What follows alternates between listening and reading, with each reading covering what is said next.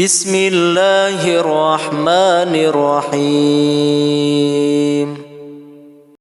Sabda Nabi bakal datang hiji masa, dina waktu jalma ninggalkeun ulama, tara nguping pituah jeung nasehatna,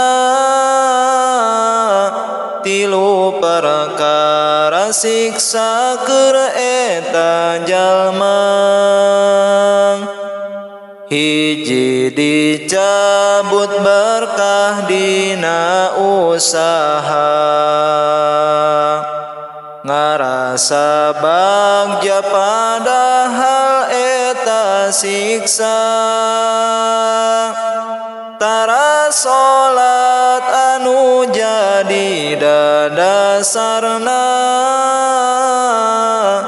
tara daek ibadah keur usahana. Dipasihan pamimpin zolim kadua, anu nyieun pelaturan sangeunahna, teu daek mikirkeun kasusah rakyatna, sabab manehna jauh tina agama. Katilu ieu anu pangbahayana,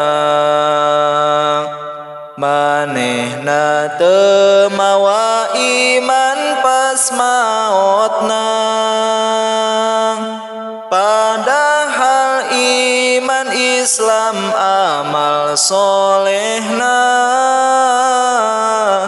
nu bakal dicandaka alam kuburna,